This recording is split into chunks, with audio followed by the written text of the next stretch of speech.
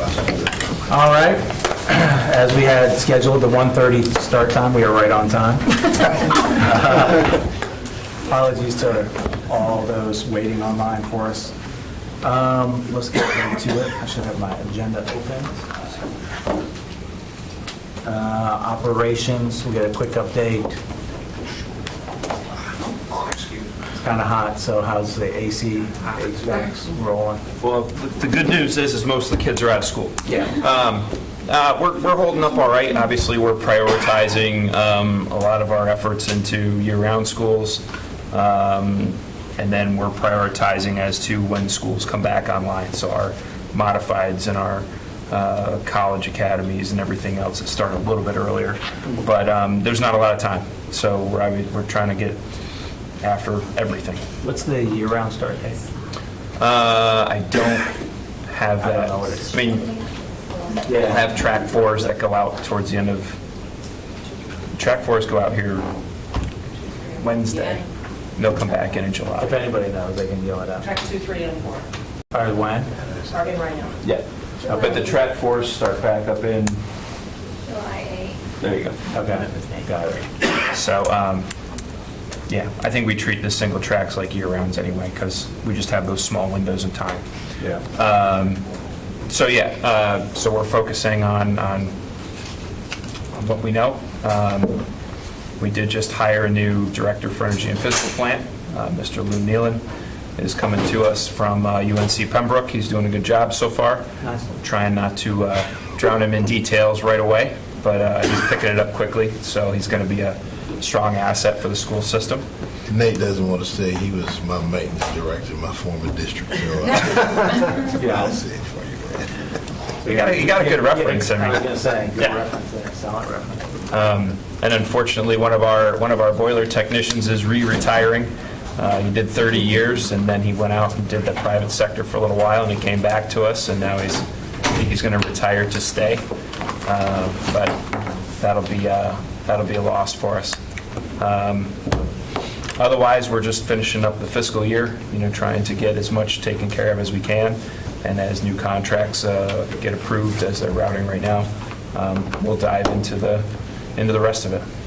Is there and this could be a Dave question, is there a comprehensive list of the age of the HVAC systems? I have that in our maintenance system. Yeah, we have, all of our asset management has dates of installation. Okay. Almost all of it, but yeah, the vast Can majority. you guys share that with the board? You just shoot an email out with just kind of a sense, so we have a sense of our schools, or Sure. where they're at, and stuff like that. And I think for me, it's also something to communicate, for me to be able to communicate with commissioners and municipalities and stuff like that, so they have a sense of Yeah. Do you want a type of equipment? It's a I don't think so. huge list if No, I give you think everything. really, age. I think just the age, Right. really. So what if we approach it this way, because I know exactly what you're talking about, and I think one of the things that would serve us well is that if we could give a comprehensive report to the community about systems, and we can have systems that are old, Right. but are in good working condition versus systems that are old or medium age that give us all sorts of problems. What I think we need to do is to be able to share clearly with our public. Okay. This is where we are from a facility standpoint. The risk that we have to deal with in terms of how often they break down, availability of technicians that can actually work on the equipment. I'll give you an example that I went out to, I think it was Fuller I went to, and they were having some issues. This is essentially new equipment. And to have a technician to be able to work on that, that's going to be hard to do. When you open it up, there's nothing but computer circuits and routers and things of that nature. If you got older equipment, you can find technicians that are really specialized and trained to work on something that's older. I liken it to a mechanic that can work on a 73 Ford. but he can't do a thing but barely change the oil on the 2024. And I think with a comprehensive report, we can talk with That would be people about fantastic. age and how that impacts. Okay, that would be, that's even better. Yeah, I think it's also beneficial for taxpayers Yeah. to understand, where we are at in terms of the life cycle of our, equipment and all that, so that they understand, what we're dealing with financially, from a cost And how standpoint. many? I mean, we have 200 schools, but we also have other buildings we have to maintain, so that's a lot of, And so when we talk about life cycle, and this goes to what you both said, that we can share with our public that we have a chiller that's beyond its life cycle, but because of proper maintenance, we've been able to extend that life. So we do want to be able to share equipment and where it is, but knowing that when you get beyond a life cycle, you're living on borrowed time, and what it's going to cost to deal with all of that deferred maintenance. I think we're approaching $800 million now, I want to say. So every information that we can give the public about where we are with that, I think that helps. It helps us to understand that if we ask for particular kind of resources to deal with this, then they know exactly what we're talking about, and it's not something that's in subterfuge, if you will, and they don't know anything about it. But I think that would be a great I approach. love your suggestion. Let's do it. All right. That'd be great. Any other questions for operations? Thanks. Appreciate it. I know we've all checked the May minutes, so if I can get a motion to approve. so moved. So we have, all in favor, aye? Aye. Opposed, nay? Fantastic. Bus ridership.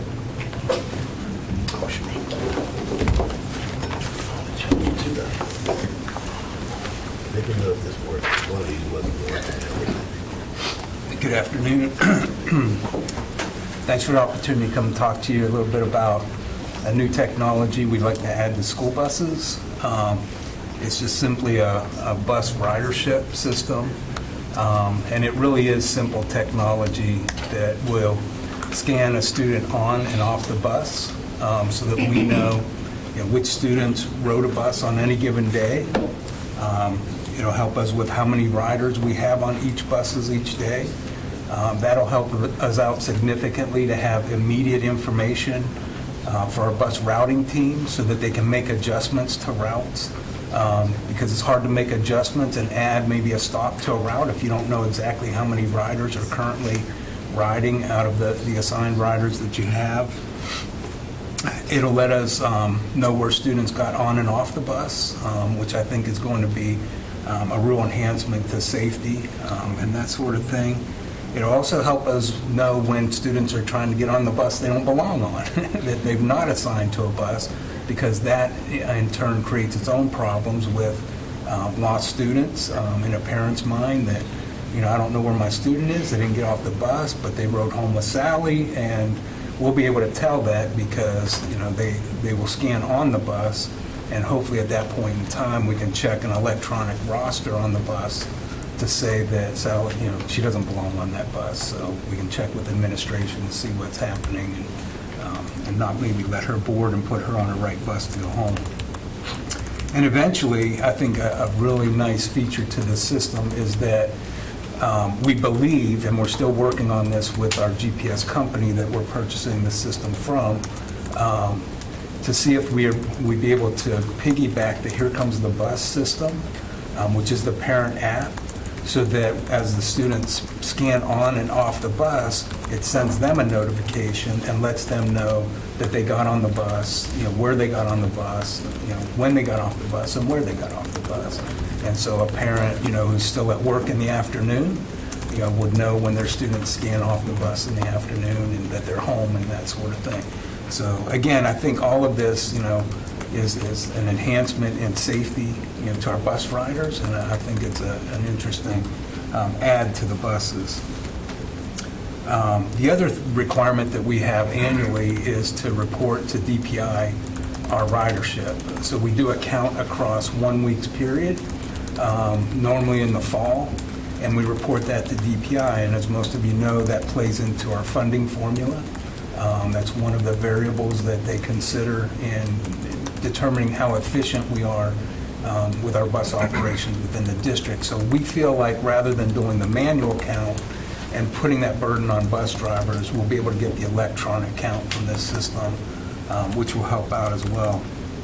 We plan to start this technology with yellow bus only, and then look for the same type of solution for our contracted vehicles as well, once we get things established with the yellow buses. The system is really, like I said, it's a pretty simple technology.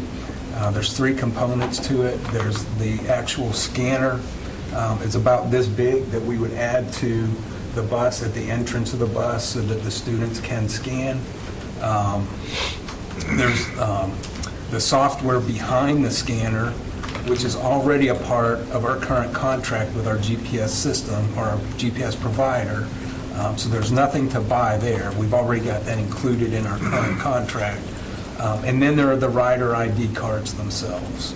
And so we are in the process of purchasing and installing the card readers, the barcode readers in the buses, and we're working with a vendor to procure the ID cards. The vendor themselves will print the first 60,000 cards for all of the bus riders that we currently, that we will have assigned when we're done with our route planning here in July. They'll print the 60,000 cards that we can pass out to all of the students, and they'll have those then probably for the second day of school, because they'll get them on the first day of school. Are these IDs, if you all have questions, just stop. Are these IDs, they have a picture, or is it just a QR code, and can they be on the phone versus a physical one? So we're keeping it very simple, and we want to own this system for right now, just in transportation. We've talked about, could this barcode be the same, use the same card for the library, the cafeteria and all of that. And we can work on that moving down the road, but it'll be a simple barcode on the card at this point in time, with limited information, student name and that sort of thing. Well, I'm just thinking specifically of high school kids, or even middle school kids that have phones, and if they lose a card, they don't lose their phone, they lose everything else. Oh, they lose their phone every once in a while. But yes, this is what, they can use their phone. Yeah. Okay. So they can actually take a picture of the barcode, and then they can scan the Okay. barcode that way on the Can you please provide that as, I'm going to go around for questions since a bunch have come up already. And then keep going. Stop. I was just curious about elementary school kids, especially having their information on the card. I don't really feel that's very safe. They misplace a lot of things, or they could be at the playground and their lunchbox could be attached. How are we going to do that with elementary school kids? Yeah, so we currently, I say tag our elementary school students now, our elementary school riders, and it has that information. So the pros and cons to putting school, this is the school they attend, here's a phone number, here's a student name, is that if somebody finds the child, they can help us, place that child in the proper care and that sort of thing. So we've gone back and forth before about, providing student information. For this solution, we're keeping it really simple, in that we know behind the barcode will be all of their information.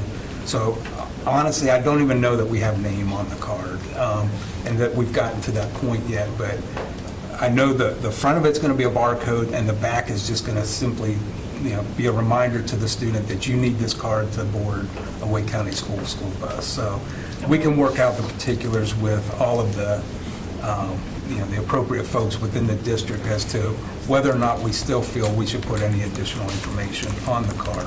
I like the idea of even if you have their face on there, that you don't have their name, Yeah. because you could always have somebody that is unsafe and they see the card, and now when you say their name, oh, Miss, Rice, oh, you know me, and I just think it's not I good. understand. Yeah, thank you for that. So, great questions and insight. So I want to talk a little bit more practical. I don't know what you all did behind the scenes to test the methodology, to test processes from start to finish, but key things are, what measures are you putting in place if a student is not supposed to ride the bus? meaning lived experience. Other families that are community-oriented, that help each other.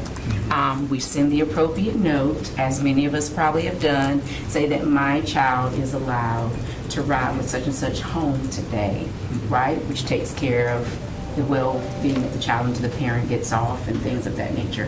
What are you putting in place if we're only going to use technology?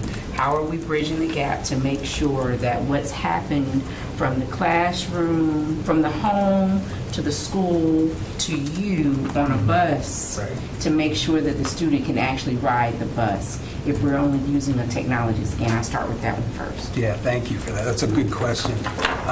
And, my response will be the feedback, the system that we have in place today. When a student presents at a bus stop in the morning, we always take them to school. Whether that's their bus or not, they're at the bus stop for a reason. We'll put them on the bus and we'll take them to school. In the afternoon, well, let me expand on that. So when we get to school, we'll notify a school staff member that this child rode the bus but is not on my roster. And so they have the day to determine, where that child, why that child showed up at the bus stop that they weren't assigned to, rode the bus they weren't assigned to, and what's going to happen in the afternoon. And then in the afternoon, if a child tries to get on a bus that is not their bus, the bus driver should work with the school administration to say, this child's not assigned to my bus. I can't let this child ride the bus unless there is a reason or you approve for the child to ride the bus.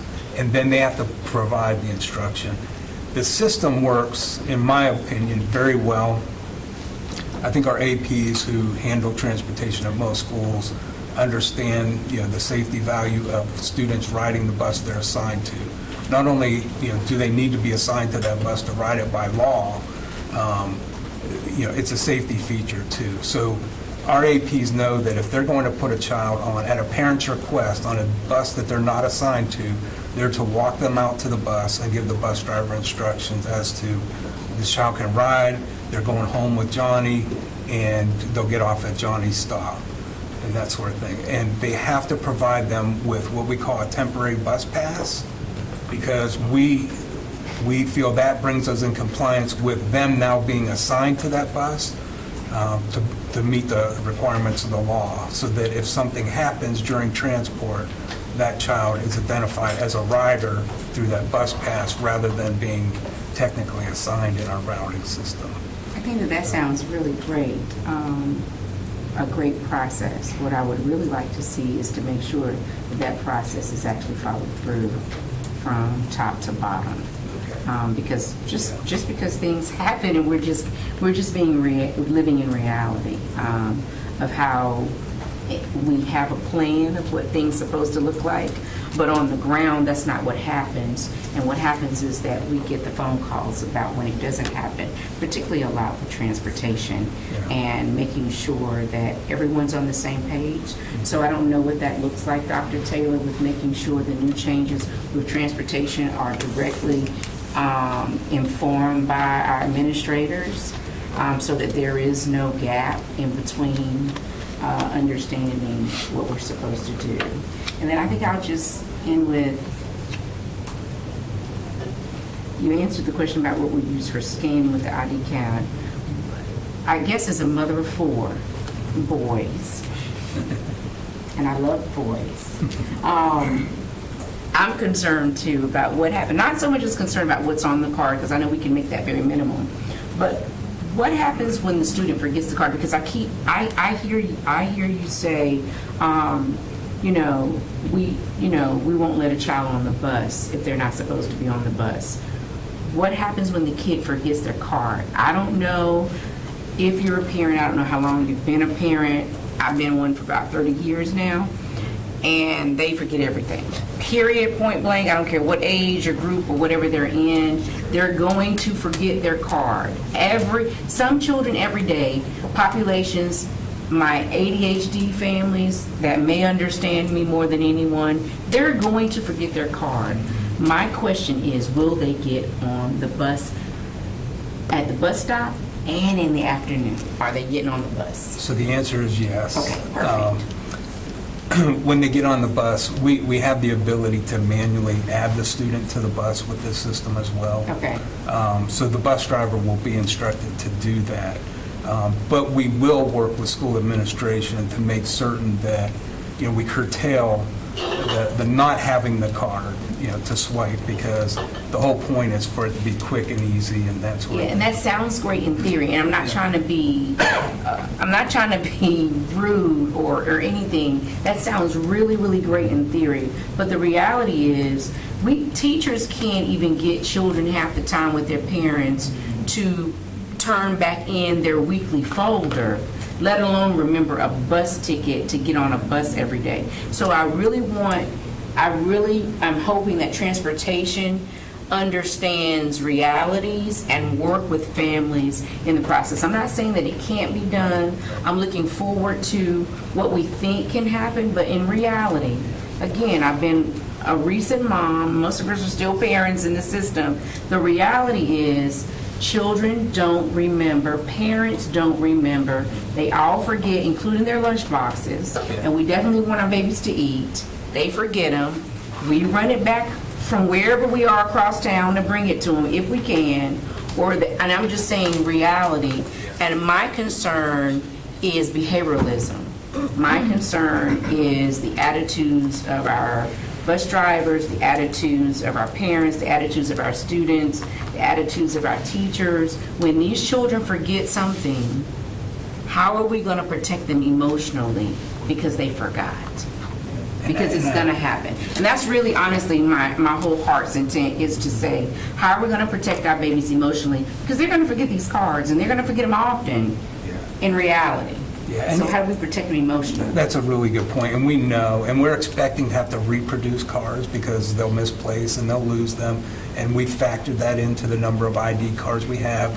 We'll also have printers that we can reprint a card for a student, and we're going to do that in transportation, not burden the school with that. But I will share with you, Ms. Ray, because your point is well taken. We've been tagging students with either a red, elementary school student with either the red or the yellow tag for a decade now. And we put them in the little card holders, and we tie those to their book bags. And it's been remarkably successful. So I'm hoping that this follows suit. It's not perfect, and we know that, and we have students come to a bus without their tag. We work with the school administration, make sure they get another tag. And, bus drivers recognize their students as we get into the year and that sort of thing. So all of that just comes together. I don't know how else to say it. But I think the processes we've had in place, if we mirror those and we strengthen those, but at the end of the day, our bus drivers know that they are there to support students and to make things work with them, but they also need to keep them safe. What do we do about high school, though, with elementary? And I say that because I have a high schooler who doesn't ride the bus often, but he still has permission to ride the bus. He usually carpool, but when I'm in places like this or other places, he has to get on the bus, so the bus driver doesn't see him all the time. Right. How are we going to be okay? Yes, Okay. we will be. And as Mr. Hershey mentioned, the middle schoolers, high school, well, even an elementary school student can use the barcode on their phone as well, with just a picture of it and scan on and off. We're going to go, Ms. Caulfield, then I want to let you finish, and then we'll go to Dr. I was just going to ask, and you might be getting to this, so sorry if I'm jumping the gun, but what is the cost of this, and how did this come about? Like, what brought this about, that it was a need to switch to something like this? So the cost of it is roughly $700,000 out of the current year budget. And that's most of that cost is for the actual scanner and the installation of that scanner on all 850 buses that we have. Recurring, it'll be about $140,000 a year to reproduce the cards every year and to lease the printers that we're leasing from a company to be able to reproduce those. And I'm sorry, I forgot the other part of your question. The need, like what brought it about to switch Okay. to something like this? Yeah, so we we see it as a safety feature. We knew that this technology existed out there.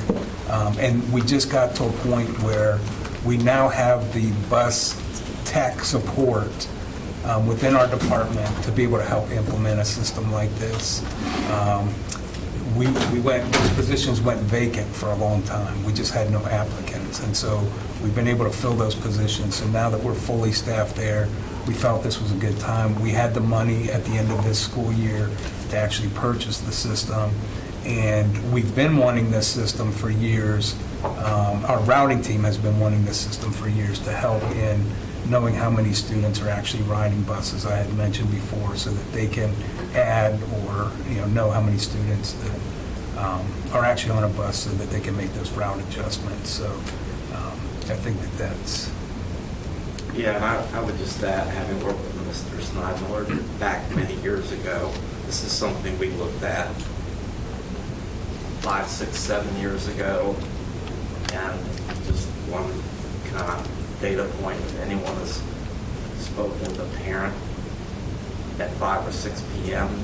and their student hasn't arrived home yet, and yet the bus has come and gone, and dealt with that panic situation, and then dealt with the principal and then law enforcement. If this can save a handful of those alone, that's priceless. Yeah, it sounds like if everything goes smoothly, you have a good setting of where the child was last. And I'm just thinking of the hiccups along the way, and now all of a sudden somebody's in major panic mode that you've lost my child somewhere. And that's why I was just wondering, is this something that has come up enough times that we needed to move to something like this? So I want to let you finish and then go to Dr. Ng, and then I'm going to ask him. And I can tell you it happened 2 weeks ago with a high school student where, father was asking us, where's my daughter? She didn't get off the bus. And so, by the time we got a hold of her bus driver, it was an hour later, where we could have gone to a system like this and we could have told him immediately that she got on the wrong bus and where she got on, where she got off, what time she got off. We couldn't tell her who she got off with, but we could at least point him in the right direction that he might have known the friend that she actually rode home with. And so, she was fine the whole time, but the father was panicked in not knowing where his daughter was. And she had her phone turned off, he couldn't get a hold of her. So it does happen, as Mr. Nieder said. We have a hotline for missing children, as you know, every evening that we man that, so that when parents call, we're on it. But this tool here will help us pinpoint a student much quicker than what we can today. So. And honestly, I think the only other thing that I think I had mentioned this though, in talking with the card company that's worked with other districts, they expect about a 20% reissue rate. That 20% of the students will lose their card throughout the year and will have to reprint, or we'll have new students coming into the system. So.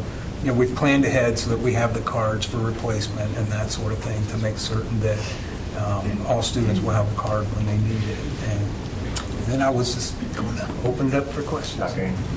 Yes, thank you. So the information that you're gathering on the people who actually go on and off the bus, is that transferred real time to some database, or is that going to be at the end of the day that you're going to be uploading that information to a server?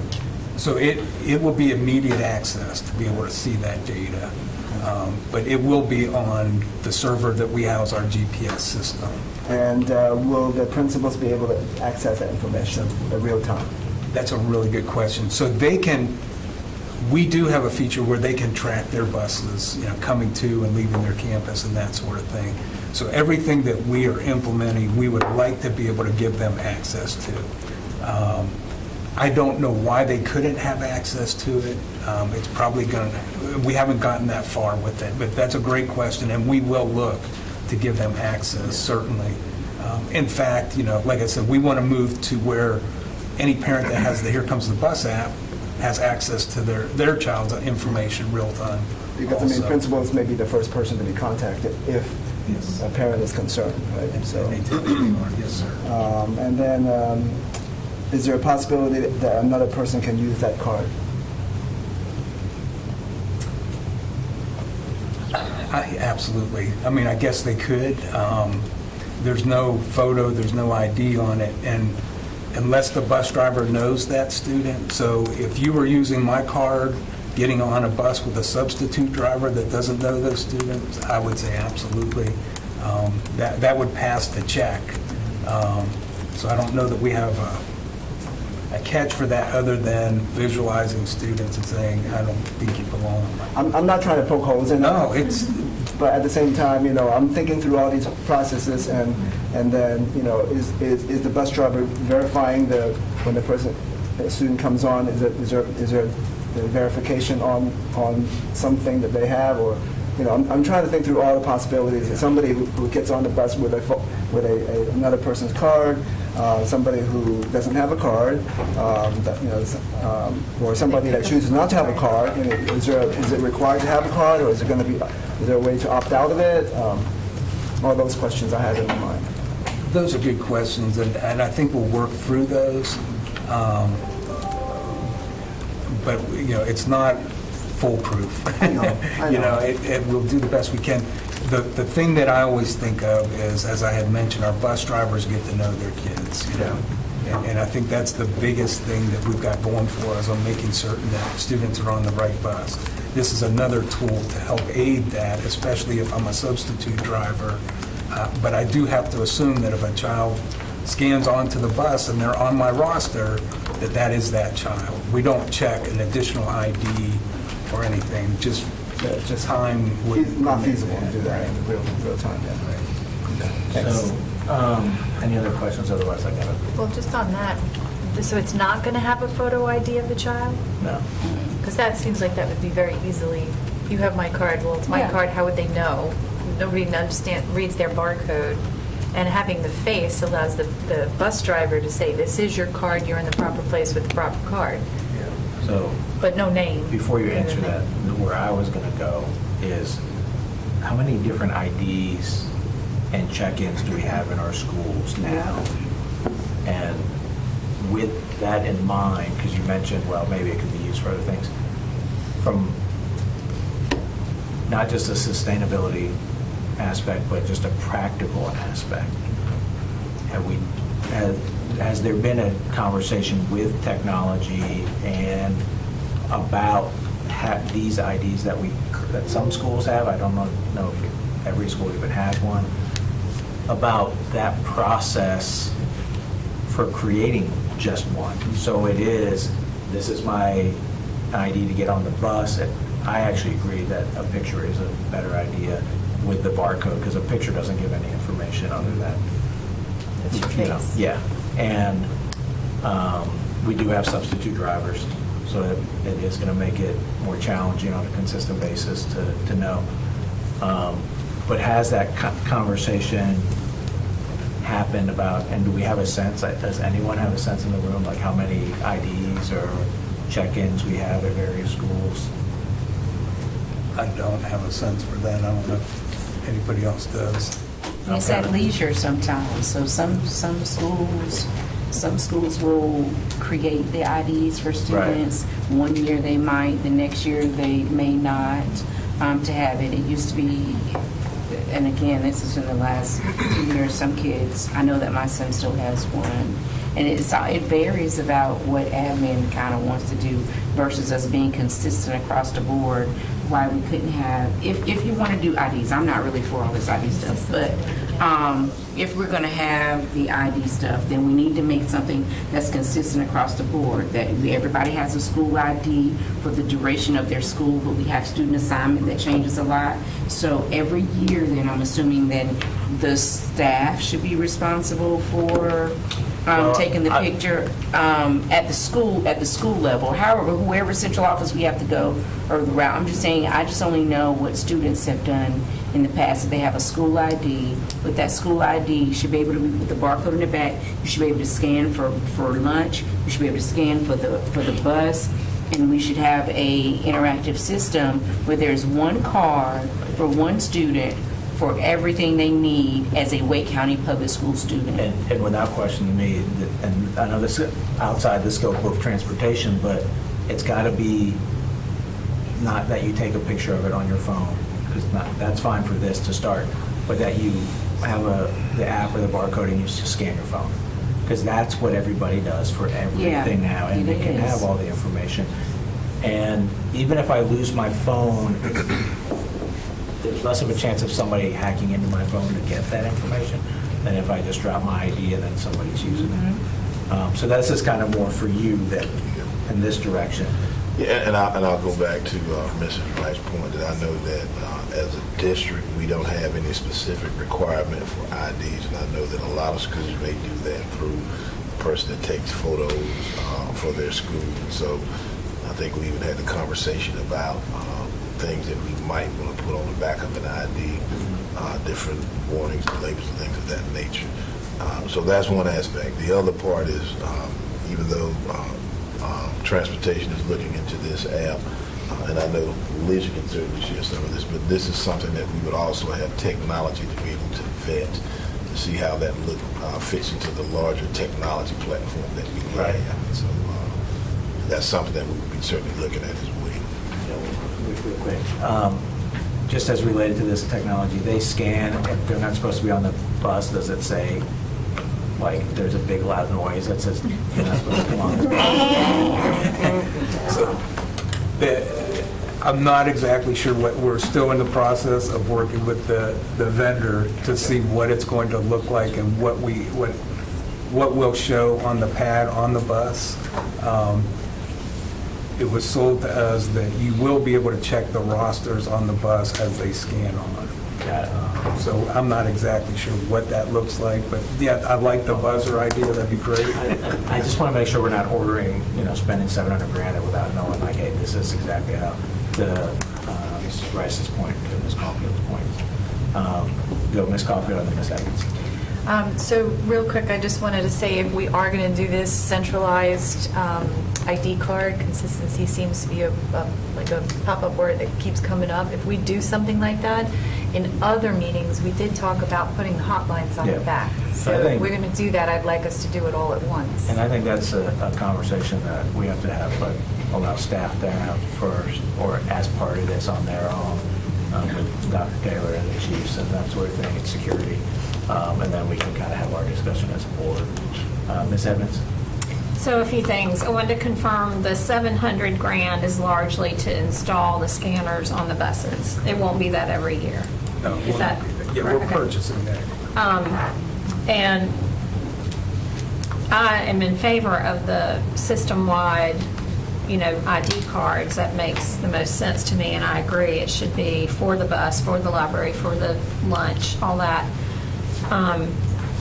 Would be very interested to see what that would cost in light of the fact that not all schools even issue an ID card.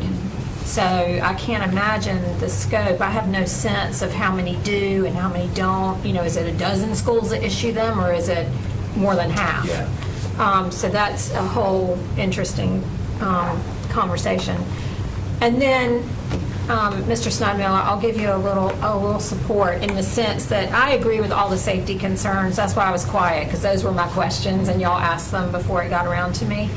But if we're moving from red and yellow cards, and that's what we've been using, to something with a barcode, I can't imagine it's going to be less safe or less difficult to figure out who these kids are if I'm looking at red and yellow cards and a list of names. And I don't have an ID, so I don't know if you're supposed to have a red card or a yellow card, and anyway, so I can see how this is probably a little more, gives a little more information, right, to the driver. So I support you doing this if we want to refer to it as a pilot or whatever, and sounds like other districts have done it, and you've been in communication with those over the last, what did Mr. Neer say, 8 years? Has something been on your radar? So real quick, when people come in for football games and they've got an annual pass, are they scanning something too? Is that something separate? It's or not is physical scanning, it's a touch of your name, so you Okay. can track who those people are, but it's not physical scanning. There's not hardware that goes along with it. Put that on the list. The last thing, semi-unrelated to this, but I was hoping to get an update on the bus notification system that we have been piloting for some buses. I don't know if you have that information as far as letting families know, hey, the bus has left, and they're getting text messages versus the email and going to a website sort of thing. Yeah, so the update that I have for you, you know that we were piloting that, and we had expanded that pilot to include schools that are part of our more complex, like our magnet schools are more complex busing. So that was the second phase of the pilot. All of that has gone really well. So we are now to a point where we're confident we can roll that out for the beginning of the school year. Whether we get it for year-round schools, I'm not sure, but I think, I'm comfortable with that because, we don't have the tardiness of buses with just year-round schools running that we do once we have all schools in session. So our target really is to make certain that, it's fully implemented for all schools by, I think, whatever our first day of Can we, Dave, can we put that on the August, like a 10-minute brief of, hey, this is, so that way all the board is fully up to date on what that is? I think it's great, but we hadn't got an update recently. I mean, I had, but not the whole board. And I can share that, we have weekly meetings with technology and, moving the process forward, so it's going well. All right, cool. Thank you very much. Sure, appreciate it. Any other questions? We good? All right, let's keep rolling. What do we got? Community engagement.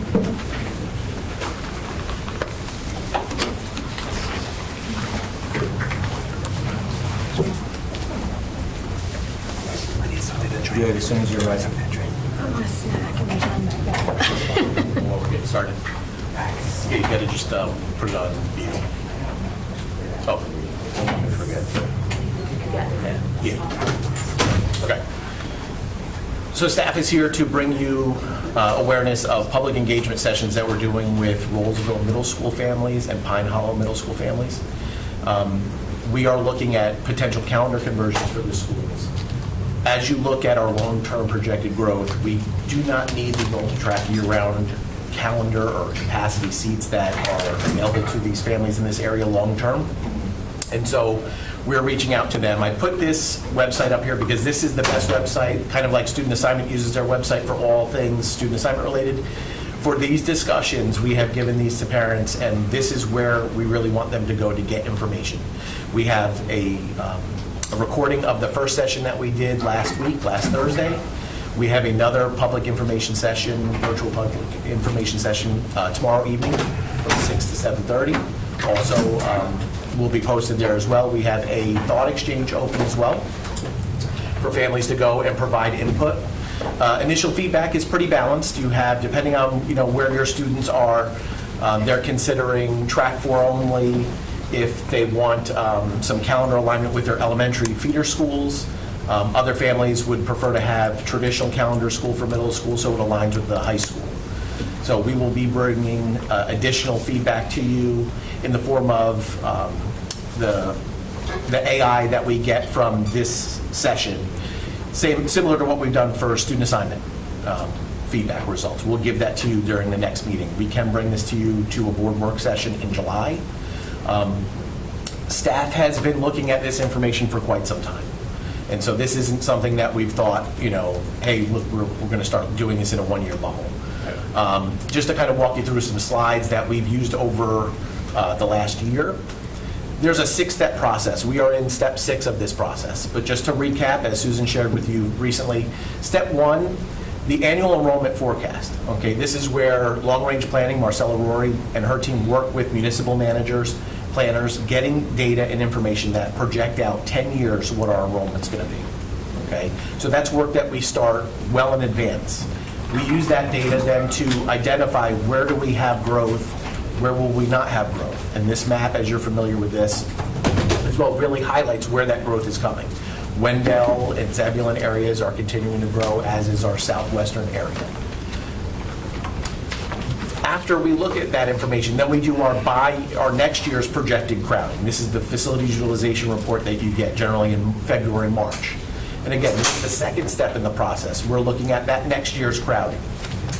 Really important to understand is elementary we need multi-track year-round at elementary because of the loss of seats when we went to the K-3 class size legislation. That has significantly hampered our ability to fill all of our schools. Well, not fill all the schools, but allow for all our students to fit in those schools with the less students per class. Our middle school crowding, as you can see here, projected for next year.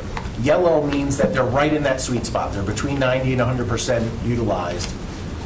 Red and orange are overcrowded, white is underutilized. So we have significant capacity remaining in our middle schools. So multi-track, its purpose is being to provide you with additional seats to deal with long-term growth. There you can see right there that we don't need that additional seats in this county. Specifically in these two areas where I've circled Pine Hollow Middle School and Rollsville Middle. High school, we tend to be a little bit more overcrowded at high school because we are seeing students come back from private charter homeschool for our high school education because we have such great electives, sports programs, the accessibility, and all the above. You're accredited. Yeah, and that as well. So the next step in the process is we look at our capital improvement plan. So you saw that come through facilities design and construction earlier this year. So we've got our projections, we know where we're crowded. Now we're looking at new school builds or renovations, this particular plan. We have our executive summary that outlines for the next 7 years where we're planning to build new schools. Not shown here is where we've got renovations planned to help with capacity concerns long-term. And then you get into the annual enrollment plan, which is the discussion you just had recently. So we're already looking at that next year and how can we address the crowding concerns long-term. Then we get into capping and then looking at our cap schools. Cap schools, as you have told us, really negatively impacts our transportation concerns, the national bus driver shortage. And so how do we try to not use capping as a solution as often as we had in the past? And so we're continuing to do that. Which then brings us to this section, where we're looking at underutilized middle schools on the multi-track year-round calendar and looking for a possible conversion.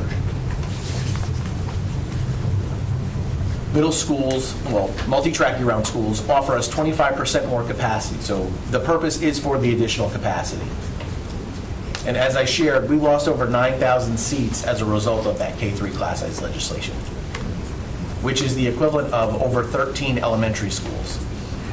So we cannot build our way out of dealing with the growth for elementary. So looking at Rollsville Middle School, they have a projected enrollment next year of 883 students with a capacity of 1,664, which makes them a projected utilization of 53.1%. Operating multi-track year-round schools at such a low level puts a lot of strain on the district in order to fund the additional positions that are not earned through ADN. So when the enrollment is low, they don't earn enough teachers to run all of the classes that they need to run. Okay? So you're looking at possibly having to hire teachers with dual certifications where they have to teach maybe math and science on a particular team because they're not earning the 4 core position teachers. Or we're having to provide the school with additional months of employment to hire that teacher that they didn't earn through the state. Right. So looking at the surrounding schools. So one of the things we naturally try to do is, so if we've got an underutilized school, let's look at the crowded schools around it to fill that school, to share that capacity. Well, looking here, we don't have overcrowded proximate schools. And so that is not an option that we have to try to keep this school on the multi-track year-round calendar. Pine Hollow Middle School is in a very similar situation, with a projected enrollment of 795 and a capacity of 1,248, would put them at 63.7% projected to be utilized. Again, similar concerns with Rollsville Middle. And again, looking at the surrounding schools, the only 2 schools which are actually schools that are right where we need them to be are West Millbrook Middle School and Carroll, which are both magnet schools, which they're able to pull students from other parts of the county to help with their utilization. So we wouldn't want to, take students from that school, from either of those schools, to try to fill up Pine Hollow because it's defeating the purpose. And Pine Hollow wouldn't qualify as a magnet, so you can't just make a school a magnet school in order to get more students at the school. So again, as I shared, we look at other surrounding schools to find out, is there additional crowding at those schools so that we can help the utilization in an underutilized school? That's not the case here. So converting to track 4 only or converting to traditional are the two other options. Converting to track 4 only, when you can't convert the elementary schools, and I'll share this again, at this point, we cannot convert the elementary feeder schools for Pine Hollow Middle and Rollsville Middle that are on the multi-track year-round calendar to either track 4 only or traditional, because we need the additional seats, okay? So if you convert to track 4 only, you'd have a multi-track year-round elementary, you could go track 4 only middle school, and then a traditional high school. You'd have 3 different calendars in that feeder pattern. That is disruptive to families, okay? While the families that have students in elementary on track 4 only will have alignment, that puts a lot of pressure on your elementary principals to put every student who has a middle school sibling at the elementary level on track 4. They don't have the capacity to do that. Otherwise, we would have proposed that already. So we will not make guarantees if there is a final decision to convert either of these schools to track 4 only for middle school, that there would be alignment at the elementary school if it stays multi-track. You could convert to traditional calendar. Well, you'd have that mismatched calendars between elementary and middle school, which is something in the feedback we are hearing from families, that K-8 alignment, when at all possible, is really important for them. You would now have alignment with 6-12 if you went to traditional calendar middle schools. So this is something that we're getting feedback from, the preference for track 4 only or traditional calendar. In a nutshell, what we're hearing is trying to wait until we can convert the elementary schools as well. Unfortunately, we don't have a timeline on that. If we were to try to align calendars or keep the schools at multi-track, you'd be looking at a reassignments in the area, which would then negatively impact some of the surrounding schools, or you'd have some kids going to schools that are not proximate in order to fill them. Or you could look at doing a reassignment at the elementary level to ease the capacity levels at the multi-track year-round schools and shifting those students to other schools as well. And so there's not an easy answer to this, and that's why we're probably at this point where we wanted to have this conversation a lot sooner, but we've been looking for solutions that were least impactful to families, and we're just at the point where we can't afford to continue to fund the calendar just for choice when we're giving up so many months of employment. Do you know those numbers, like the cost? No, we're pulling that, and we will have that for the next presentation. Yeah. So some of the feedback we have gotten previously. So we've done some calendar conversions in the past, albeit from a multi-track year-round to track 4 only. And we've done it when we were able to do the feeders as well. A lot of the information we got was, doing them at the same time was providing stability to families. But it just becomes very difficult for the school system as that K-3 class size legislation is still intact. We just don't have the ability to continue to provide that K-8 alignment long-term. We just don't. And so, this will be a difficult decision. We'll have feedback for you that'll be on both sides of the fence. But we will provide you with information in hopes of trying to provide an answer for families with the longest runway possible. The earliest staff would recommend making this change would be for the 25-26 school year. So you've got a whole calendar year between now. If you'd like to put it off for even further, that would be up to you. We would also bring to you stability rules that we would suggest for these families, understanding that this would be impactful to them, trying to find the most generous stability rules, obviously, to limit the impact on families. It just becomes difficult because again, we don't have the ability to align calendars at the elementary and middle school level. And we have extra seats at middle school that we have used over time, but with aging out in certain areas, you have competition with private charter homeschool. We just do not have we don't have the need for the additional seats in the area.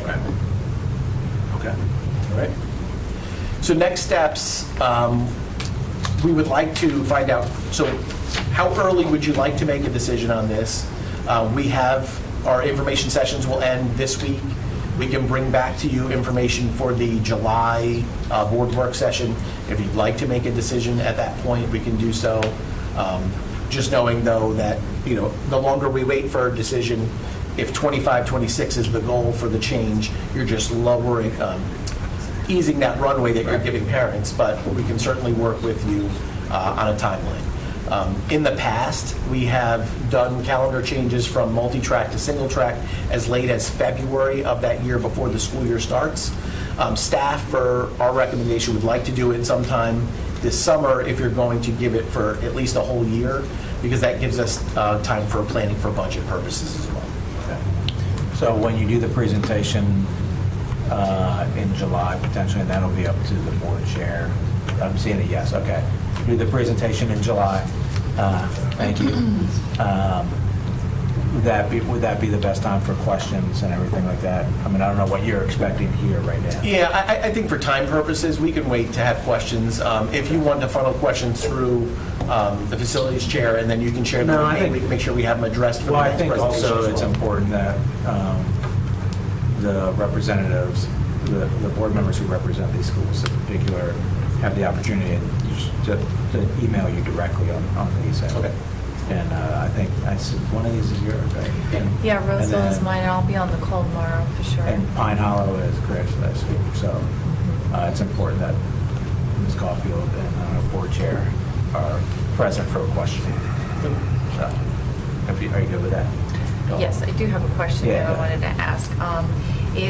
So it's based on a 10-year projection, and just being up in that area, Roseville, Wendell, Zebulon even, and up in Wake Forest, there has been so much development that has just happened in the past 5 years alone, let alone 10 years ago. It's a totally different landscape. So how does that change with all of the building and apartments that are happening now, all of that's coming so quickly and so fast that is not filled yet? How does that change what we're looking at now in the next, say, 8 months before we have to make up this mind? And then within that 8 months to a year, all of that area is now going to be starting to be filled with families. So we're pretty confident in the data that we get from our municipal partners. I mean, they're looking ahead. That's why we're able to do a 10-year projection. But also looking at this particular slide, as you can see, we do have additional capacity at the surrounding schools. So the likelihood longer term, as that data changes or as that market share changes, we would probably be looking at reassignments in the area to accommodate the extra capacity needed.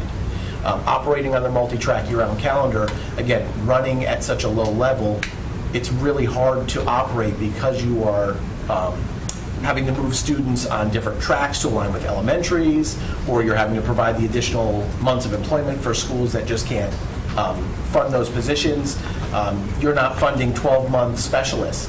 So what happens is, so if you're a specialist teacher, there's a certain track every year that gets a substitute for teaching when you're tracked out, because we're not running 12-month positions because we can't afford to, because we're not earning them. And so these would be some of the issues or concerns that we'll continue to bring to you so that you have that data before a decision is made. Thank And you. if I understand, I'm sorry. We gotta keep rolling. So Okay. can you hold it for the long presentation? Yeah, or- that's fine. All right. Yeah. We gotta roll, so. Friendly reminder too, the 10-year projections are updated every year, so this year's projections for the 10-year outlook take into account all of that development that you described. Yes. Yeah, apologies, I just, it's so far. Dave, you got 5 minutes for this. We'll be quick. You see how it's fine. Yeah, I know. Shorten everything, get through it. Go. So this is school tours, suggestions. I don't know if you have much to say, but we'll give you some feedback. Really? real quick. Yeah, we were just kicking off the discussion by listing a half dozen schools, 2 elementary, 2 middle, 2 high schools. And those happen to be Partnership, Olive Chapel, East Wake High School, Luffland Middle School. What was the point for partnership? Sorry? Why partnership? So Partnership has a couple issues. It's a great neighborhood. It looks like a great urban setting for kids to walk to. it has some challenges, some circulation challenges inside the building. You do have to, in some cases, go through a classroom to get to another space. And Elizabeth, you can chime in at any time, if you know better than I do, but we also are pursuing a vertical circulation repair, so it's outdoor stairwells Planning on a that were major closed renovation in. partnership? And the stairwells was not going to be a major renovation, but it would require us to move the students off campus in order to get them repaired, because it takes out their egress from the third floor. Yeah. They've got, their egress is, if anybody has been in I that, bet. it's very Yes. interesting. Yes. So if you take one out, you have to have two Right. means of egress, so that's what's causing that to happen. Yeah, and as far as school system standards, it's not meeting school system standards. It's a small site. It's I was just thinking about it from the perspective of a partnership and touring these schools with, county commissioners and potentially municipality, city council. I guess I'm getting to the why, but you can go ahead through like Olive Chapel, East Wake, you got like Sure. 20 seconds on each one, like why? Yep. Olive Chapel, that's a school that has 14 mobile classrooms, has one additional single-wide. Two of the mobiles are retired. So it's a school that has, just a lot of additional capacity added to it. So as you are looking at various issues around the district, that is symptomatic or problematic or reflective of other schools, such as that. East Wake High School, there's a building on campus that we really need to... We're going to East Wake, you don't have to. Yeah. Lufkin Road Middle School, so that school is it's supposed to be a temporary school. It's been there for 25 years. And so kind of like some of our mobiles, not really mobile, not temporary. And it doesn't meet our program standards as well as far as the theater, auxiliary gym, and Elizabeth, anything? Yeah, they don't have, they don't have an auditorium. Yeah. They have what they call a multi-purpose room for their gym. It's an office building. I mean, Yeah. it was a warehouse. Yeah. They have this field space, you could speak to field space, none. I mean, they have like a multi-purpose field. Partially, I think it's some softball. Yeah. So they just need. Yeah, never officially. Okay. Sanderson High School, I think. That's a yes, that's mine. Keep going. And Sanderson has, I think, 11 mobile classrooms on it. West Cary Middle School. So that's a multi-building campus, multi-elevations, floor levels. And we've heard a bit about that, correct? I'm sorry? And with the final board members, we've heard something about that. So that'd be great. One that was brought up, Wake Forest. Elementary. Good week. And also we have several people who can speak to any, hopefully. Can we just put that on the list? You may come up There's a with. reason that you So, and again, we were trying to keep the number short and trying to Yeah. find representative items. That particular school is not that old, to my understanding. Wake Forest? Just looked at. Wake Forest is like 100 years old. Yeah, it's pretty old. That is one that we can add to the list. Okay, that's all I need to hear. Who has the Olive Chapel? Lindsay, I think. Okay, so what I'll do is I'll let the board members, in the interest of time, who represent these schools, kind of reach out and kind of be like thumbs up, thumbs down on moving forward. Ms. Evans? So if we stick with the list you've provided, can that be done in a day? Is that your I think intent? it'd be multiple days. Okay. Yeah, because we don't know, there's also, it's aligning with county commissioners. Right. So, Okay. And we can't all be at, it has to be 4 of us. Right. At the max. Okay. And then any board members who don't have schools on here, if you have a particular school, shoot it to Dave and facilities and go from there, if that works. 'Cause I know it's not representative, I know these schools don't, I mean, by the numbers, there's not 9 schools up there, so it's not hitting every representative. That's good, thanks.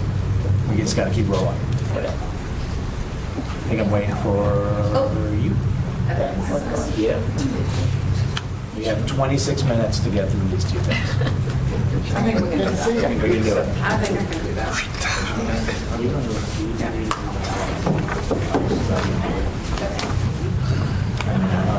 It's fine.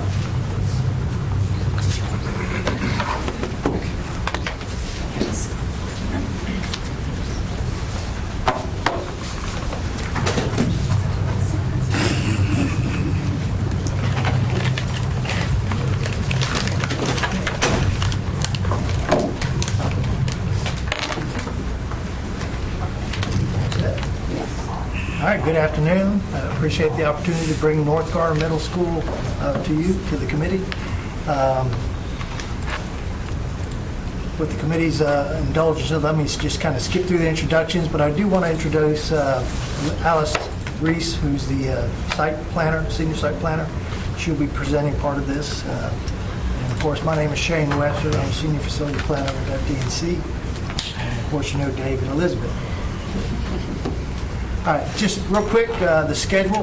We are currently in schematic design, and we anticipate completing full design in August of 2025, followed by phase 1 of construction, which will begin in April of 2026 and be completed in 2028. And that's going to include demolition of the existing gymnasium, removal of all mobile classrooms, and the construction of a new classroom building. First day of class in the new building is April of 2028, and the reason for this is that we have no available swing space off-site, so we're having to keep the kids and staff in the existing building while the new building is being built. So as soon as the new building is available, they will move in, and then we can commence with phase 2, which includes demolition of remaining buildings, so all the existing buildings on the campus, and construction of the new track and competition fields.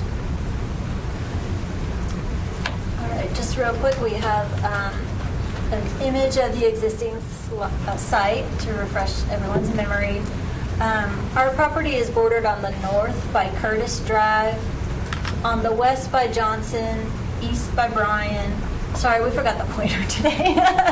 And then south, it's mostly Powell Street, except the softball field is owned by the Wake County Public School System. We call this a small school, but it actually sprawls quite a bit across a good amount of the site, which kind of drives the need for a real tight building of the new building because we are keeping the kids on campus. And on this campus, I'll just stand up a moment. The gym is here. Yep. The media center is here, and these are detached. The main entrance is here with the auditorium here, and these are all various classrooms and then the cafeteria. And this one, we do a lot of site analysis, which we don't bore you all with, but I really liked this diagram. All the colors represent a different finished floor elevation, so a different level of the building. And this to me, really explains the ADA issues at this school. Go ahead. And then another quick analysis diagram showing you that the older buildings, we have some 1960 buildings, 1980, 2000. And so our newest buildings, we've just kind of spread across the site through the years. The newest buildings are to the edges. We're developing around them. We're kind of hemmed in. So these are some of the reasons that the demolition of all the buildings was the final decision. So here is an image showing you how we're going to make it work. The gray, again, you're familiar, are the existing buildings. The white are the new buildings. So they'll be sitting on those athletic fields. The up here in the corner is a 2-story. So that's going to be built into the site. And here, the classroom building will be 3. This is the finished site. Well, our idea of the finished site, we're well far away from that. But I'm super excited that we fit the track on there. We really challenged our design team. We wouldn't take no for an answer. We heard no quite a bit, and we told them to go back to the drawing board, literally. And they did it. They fit the track. Again, how they did that is a super tight and compact building, which Shane will talk more about. And again, we use that topography. You guys are getting used to hearing me say this, how we build those different level buildings. So down here at the lower level, we now have the buses coming in off of Curtis. The cafeteria is in here. The gymnasium is in here, and auditorium here. So off of Bryant, if you're coming for a performance, an ADA drop-off, or a little more time to enter the building, you can use this loop. Again, buses here.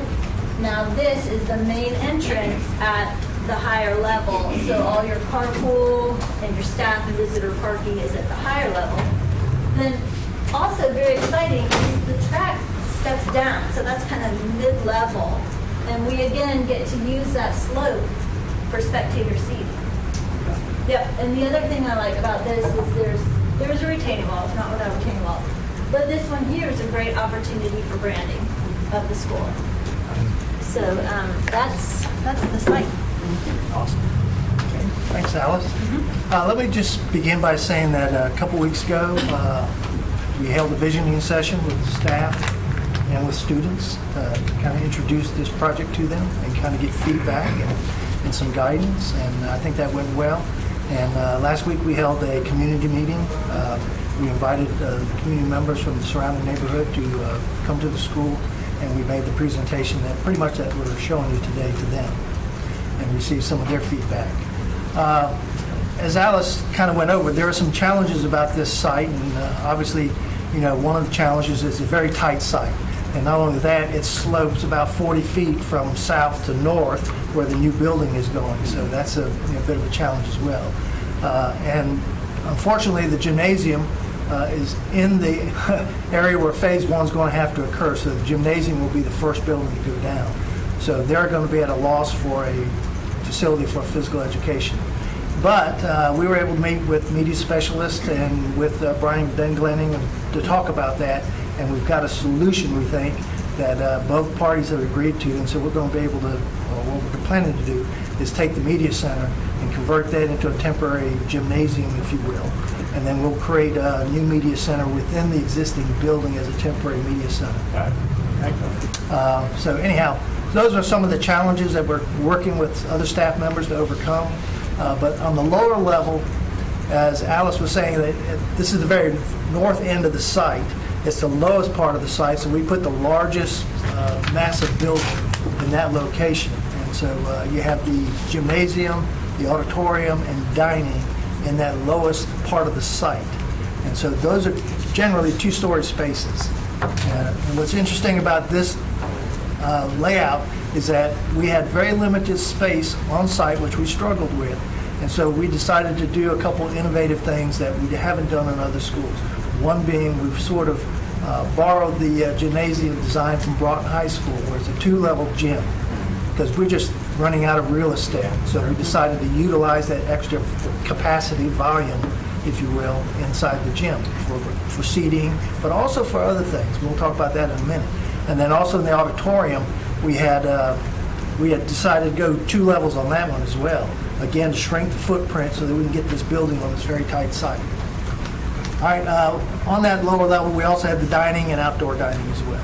So moving on to the next level up, you see there at the top, that's the upper level of the gym. We're showing the bleachers extended on the left side, but retracted on the right side, providing opportunities for other physical activities on that upper level when it's not being used for basketball games and guests and that sort of thing. But the other nice thing is just a byproduct of this design is that ultimately you have a kind of not a track, if you will, but students can run on that upper level, and while other activities are going on the lower level as well. That's pretty common design. I mean, NC State did it, Wise do that all the time. Yeah, it's nothing new. We just resurrected what we thought was a good idea for this site. Okay, and then moving into the classroom building, what we tried to do is organized the classrooms around learning common space, so collaborative spaces which are shown in yellow there.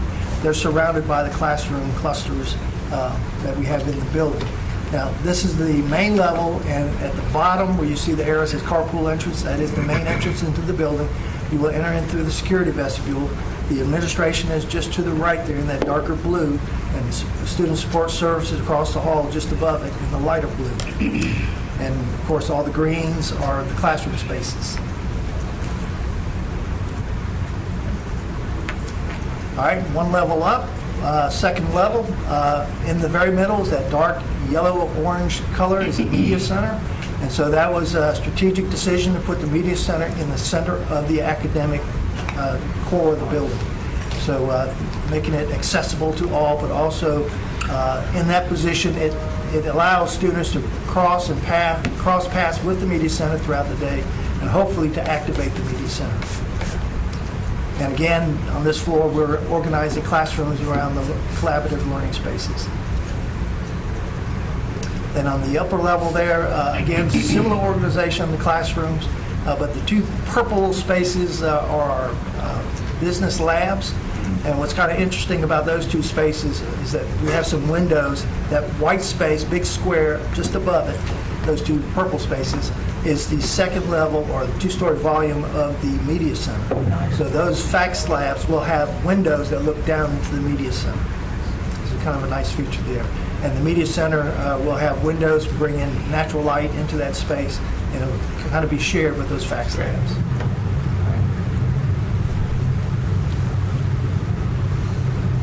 All right.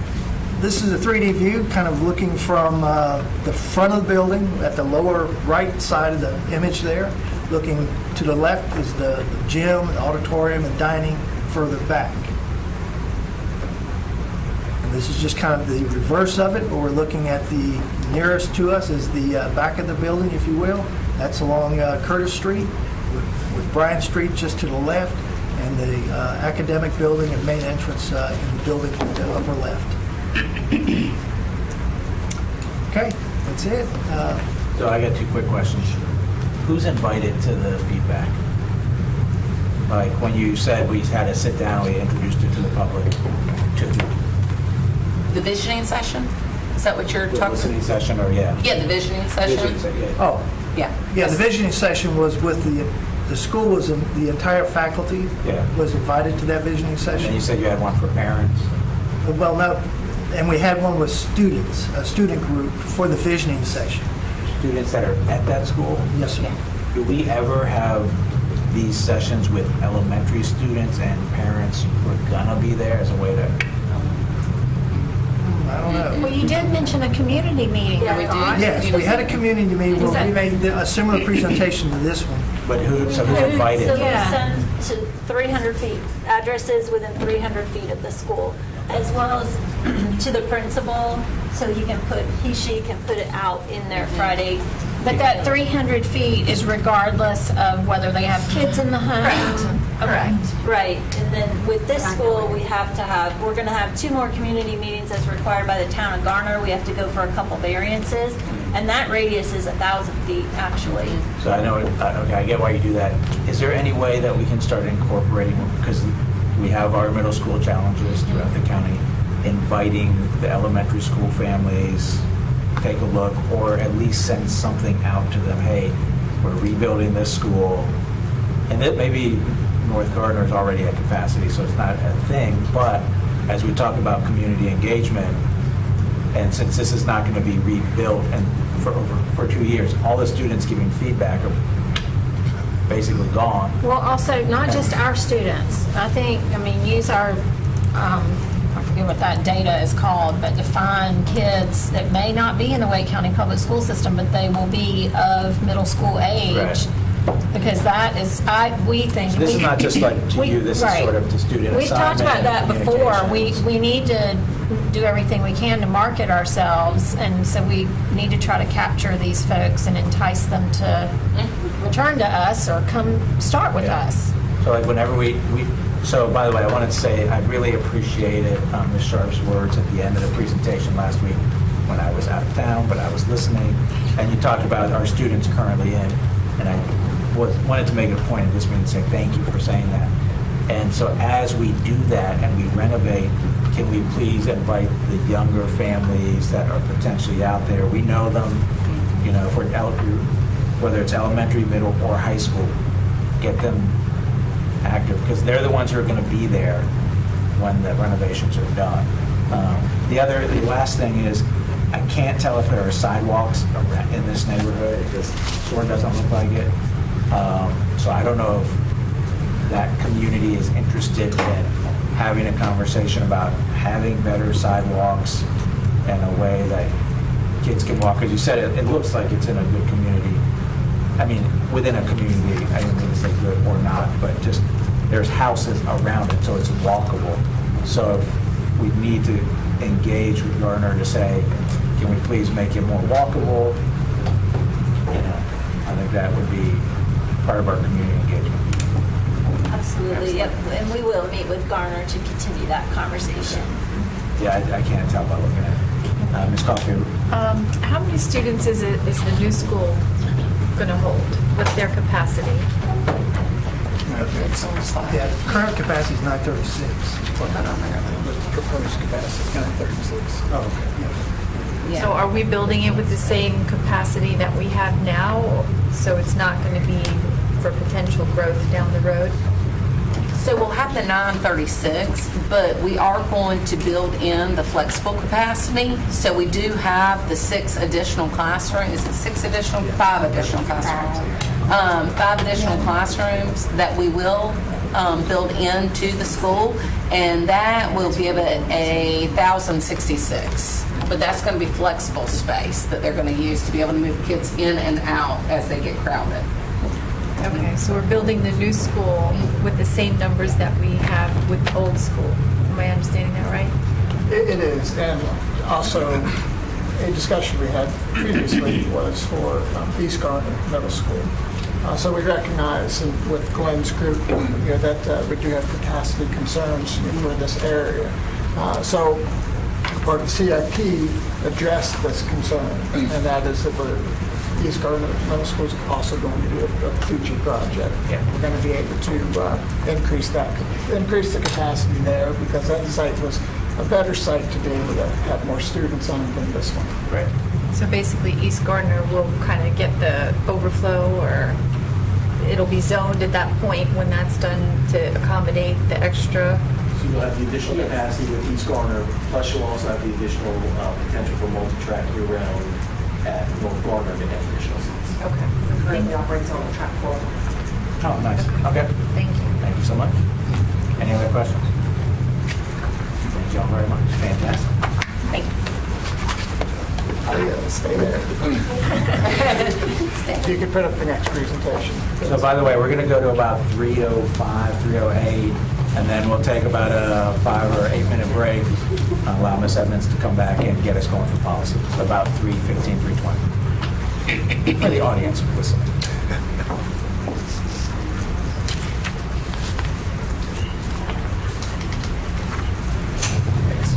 Right, we will try to be quick on this, but this is a great topic, a great subject. We think this is a win-win. So we're really excited about this, and what we're looking at is basically a new Plan A for Morrisville High School, and it affects Parkside Middle School. And WESIB, which is Wake Early College of Information Biotechnology. That's an existing school. It's 352 students, and they're housed currently at Wake Tech. On a temporary basis, we have to hurry up and do something to help them. The next slide. And this is a location map for what we're calling to help with ease any confusion. The Paramount Parkway site is what we were looking to put Morrisville High School on. And the Little/Davis Drive site is what Parkside Middle School and WESIB is being constructed for currently. What we want to do is we want to switch. We want to switch the sites. And I guess the obvious question is why? Why would we want to do that? Well, what the total plan is that WESIB would still go ahead and move into what was designated its spot at the Little/Davis Drive campus. And that will be available for them in November 2025. And if we need a spot for them to go, that building will be complete. They will be able to occupy that. But we want that occupation to be temporary. It'll be a couple years, but we want it to be temporary. What we also want to do, as soon as we can, and that could be as early as the following fall, is to move the Morrisville High School population into the Little/Davis Drive site. That would be a permanent location for them. That could be as early as August of '26.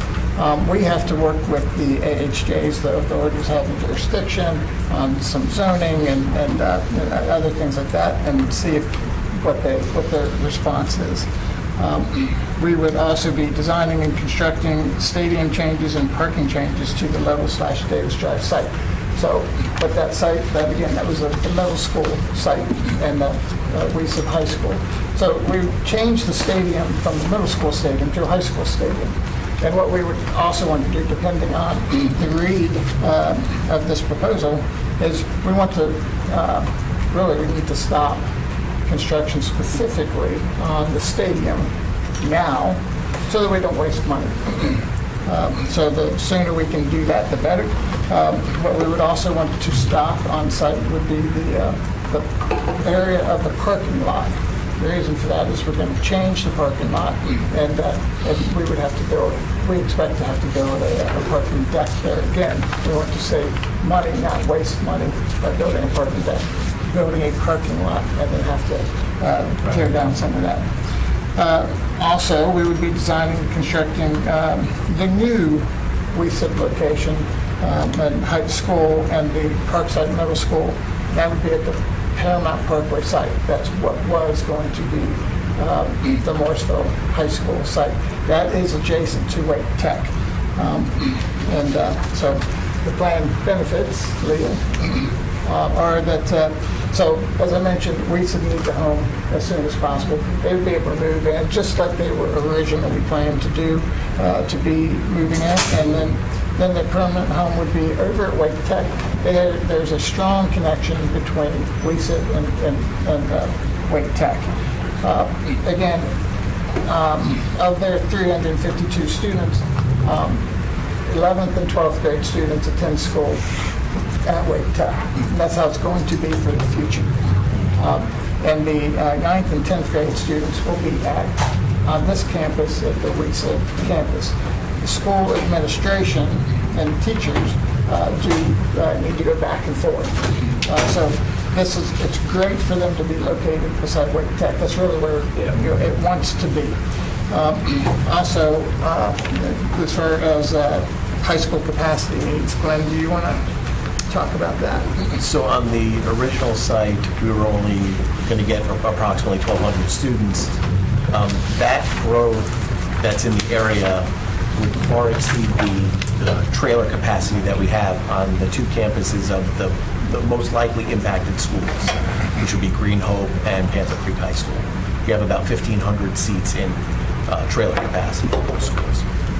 So going to the larger model school will allow us to likely have to still keep those trailers, but not as many, because we'll be able to have increased capacity with the site moving to a larger school. So flipping the sites so we have more high school capacity is advantageous for the school system overall in that area? Correct. Okay. So make sure you say that loud enough so everybody can. All right, keep going. Yes, yeah, so and then construction costs per student for Morrisville High School at Davis Drive will be significantly reduced. And that is a great thing also. Construction costs for the new Wiesib / the new middle school at Paramount Parkway site, it's still going to be high. It is still it's still a site that's going to be expensive to develop. Yeah. What we feel is we're going to have a smaller program requirement, and that should translate to less cost. Now, we still have to make sure that we can afford it. And at this point, I mean, we have to go through the design effort. Yeah. So it still is going to be high, but we feel that it's going to be lower And then we were trying to put Morrisville High School on there. So there's an advantage to the taxpayer there, too. Tried to be quick. Hopefully I wasn't too quick. If No, that's there are great. questions, please feel free. So in that area though, what is the need for middle school capacity in that area? So as you saw in the previous presentation, we do have some crowded schools in the area, Alston Ridge and Mills Park. Mills Park has been capped for many years, so this would provide relief to those two schools significantly.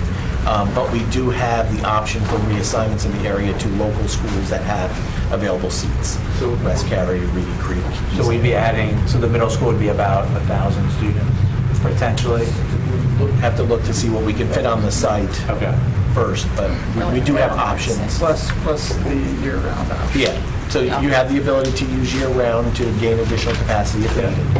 But we do have some additional capacity at proximate schools as well. And the middle school building and the early college are going to be in the same building, or are they two separate buildings?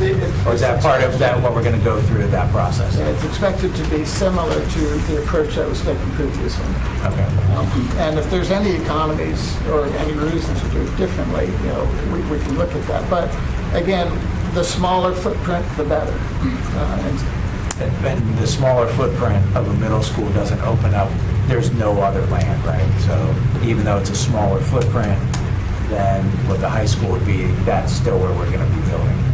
Land is tremendously hard to come by. Yeah, so I'm just clarifying to make sure everybody is on it. Dr. Ng? Can you tell us again what was the reason or for the cost of construction being higher? That prompted all this? At the Paramount Parkway site. That was a difficult, had many challenges to put a high school program there. The big reason is the number of parking spaces that are needed for high school student drivers. And so the parking requirement was about 449 students at the high school, whereas Paramount at the middle school / WESIB, that was like 271 spaces. So close to being half. Not very close. So the parking was a big help. Also, as far as the athletic program, we had additional buildings that were trying to be located closer to where we could get the competition stadium. And so that was also a driver of the cost. And I would say it was just a challenge to put 1,200 students on that campus. It just was 1,200 high school students. So circulation on the site was challenging. Movements to Paramount Parkway was challenging. Wake Tech had concerns about the traffic going through their site. And again, we're talking a lot of high school drivers. So in this scenario, those high school students, half of them are already at Wake Tech. And there's only a total of 352 of them. So 176 are already there, 176 9th and 10th graders who come there and drive again. So overall, did you have more? Okay. Any other questions? So overall, ultimately, in a few months, we'll have some more precise numbers on the potential for the high school and what that capacity will be. We'll have staff review it, and then we'll let you know for a timetable as soon as we get that. Okay. But ultimately, by making this switch, we're going to have more capacity for high school students in a building.